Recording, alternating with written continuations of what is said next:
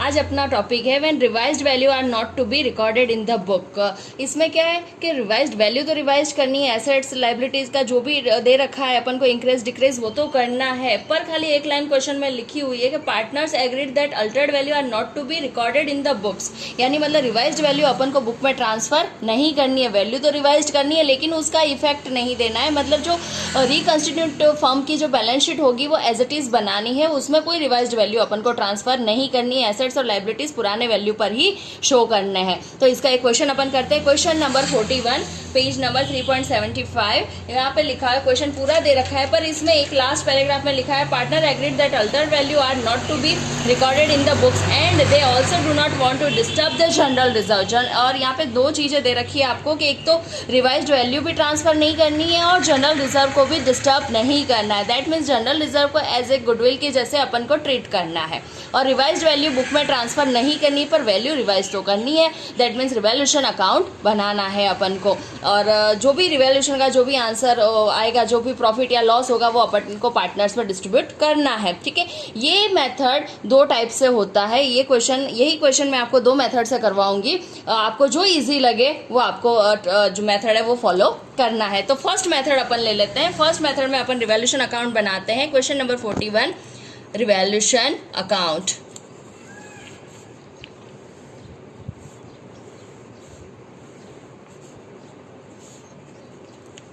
Revaluation account के लिए अपन को बोला हुआ है furniture to be taken at 80% of its value. Furniture 80% तक का वैल्यू लेनी है, आगे रखनी है। दैट मीन्स 20% की वैल्यू अपन को रिड्यूस करनी है। तो 20% की वैल्यू अपन रिड्यूस करते हैं तो कितना हुआ, फर्नीचर दे रखा है 60,000 का 20% अपन को रिड्यूस करना है तो हो गया 12,000 टू फर्नीचर 12,000। ठीक है, 12,000 से रिड्यूस हुआ। नेक्स्ट एडजस्टमेंट अपन को दे रखा है स्टॉक भी अप्रिशिएटेड बाय 20%। स्टॉक अप्रिशिएट हो रहा है 20% से। स्टॉक की वैल्यू देखो बैलेंस शीट में 3 लाख चल रही है, 3 लाख का 20% अपन को अप्रिशिएट करना है, मतलब इंक्रीज करना है बाय स्टॉक। 3 लाख का 20% यानी 60,000। ठीक है, उसके बाद प्लांट एंड मशीनरी भी वैल्यूड एट 4 लाख का वैल्यू अब रखना है और प्लांट और मशीनरी अपन को बैलेंस शीट में दे रखी है 4,20,000। दैट मीन्स 20,000 अपन को रिड्यूस करना है टू प्लांट एंड मशीनरी। ठीक है, उसके बाद अपन को दे रखा है क्रिएट प्रोविजन फॉर डाउटफुल डेब्ट फॉर ₹10,000 ऑन डेटर्स। डेटर्स पे 10,000 का पीवीडी क्रिएट करना है तो 2 पीवीडी 10,000। ठीक है, उसके बाद आउटस्टैंडिंग एक्सपेंसेस भी इंक्रीज्ड बाय 3,000 से इंक्रीज करना है आउटस्टैंडिंग एक्सपेंसेस 3,000। ठीक है, अकाउंट क्लोज करो और बस यहाँ इतने ही एडजस्टमेंट थे अपने पास। अकाउंट क्लोज कर दो, आंसर आ रहा है 60,000। ठीक है, 60,000 टोटल हो रही है और माइनस कर दो तो रिवैल्यूएशन प्रॉफिट आ रहा है, revaluation profit to be 15,000 revaluation profit आ रहा है। एज यूजुअल अपन इसको किस में डिस्ट्रीब्यूट करेंगे, यहाँ पे लिख रही हूँ ओल्ड रेशियो में अपन डिस्ट्रीब्यूट करते हैं। P Q and R, P Q और आर का ओल्ड रेशियो अपना चल रहा है 5:4:3। New old ratio 5:4:3। इसमें अपन डिस्ट्रीब्यूट करते हैं तो पी का आ रहा है शेयर 6,250, क्यू का शेयर आ रहा है 5,000 एंड आर का शेयर आ रहा है 3,750। बस ये अपना शेयर आ रहा है।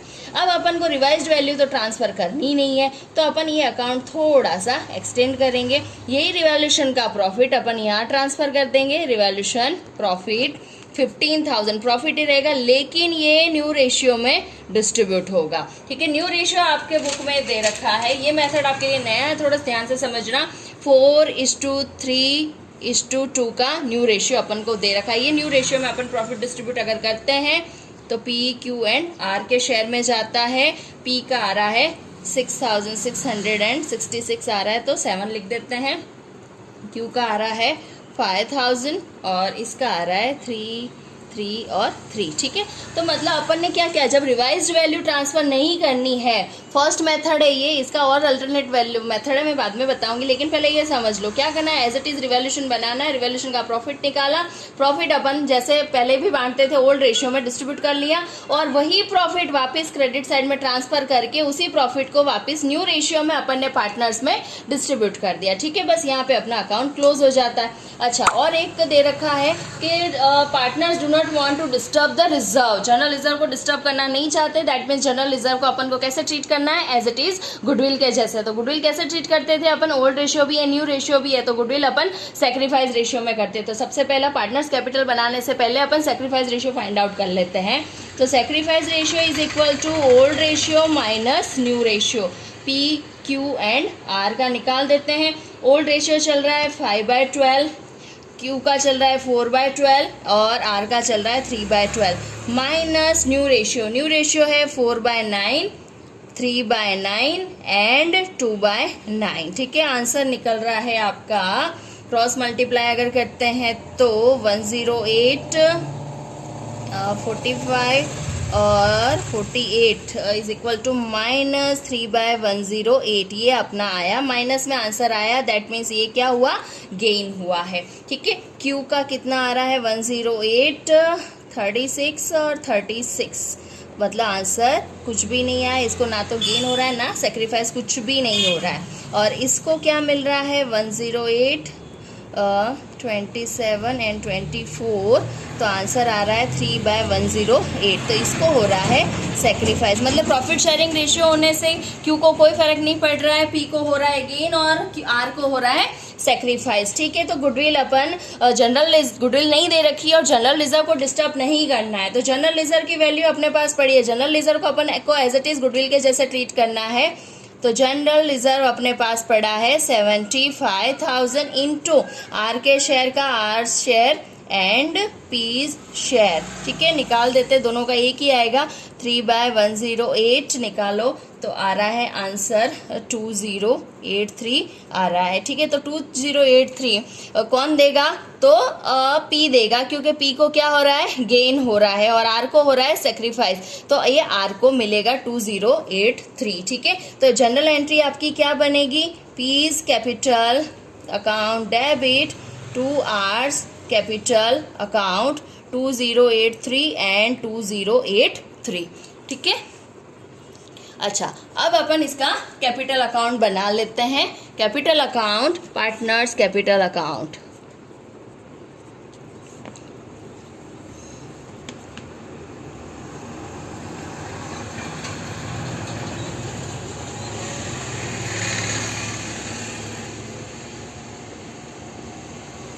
PQR बना लेते हैं फटाफट। पार्टनर्स का बैलेंस अपने पास चल रहा है 4 lakh, 3 lakh and 2 lakh. Balance bye 4 lakh, 3 lakh and 2 lakh, ठीक है। अब अपने क्या करेंगे, जनरल रिजर्व को एज इट इज गुडविल के जैसे अपन ने ट्रीट किया है, किसको मिल रहा है, आर को मिल रहा है, तो लिख दो 2083, कहाँ से आया, पीज कैपिटल अकाउंट, ठीक है। और पी के पास से जा रहा है, कहाँ जा रहा है, तो लिखेंगे आर्स कैपिटल अकाउंट, ठीक है। उसके बाद बस और कुछ नहीं है, अपन ने डिस्ट्रीब्यूट नहीं किया है, जनरल रिजर्व को एडजस्ट किया है। उसके बाद अपन रिवैल्यूएशन का ट्रांसफर करते हैं, रिवैल्यूएशन अकाउंट, पहले भी बोला है अकाउंट चेंज साइड से, यहाँ पे डेबिट में तो वहाँ पर क्रेडिट में जाएगा, 6250, 5000 एंड 3750, ठीक है। और इस साइड का रिवैल्यूएशन जो क्रेडिट में डिस्ट्रीब्यूट किया है वो अपन डेबिट में ट्रांसफर करेंगे, रिवैल्यूएशन अकाउंट 6667, 5000 एंड 333, ठीक है। अब अपना बाकी का और अपने पास कुछ भी नहीं है, बस अकाउंट क्लोज कर दो और जो भी आंसर आएगा वो अपना बैलेंस CD होगा। इसकी टोटल लगाते हैं तो हो रहा है 4,06,250, इसकी हो रही है 3,05,000 और इसका हो रहा है 2,05,833, ठीक है।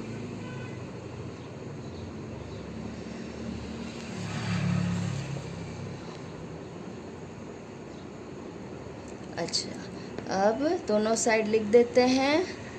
3,05,000, 2,05,833।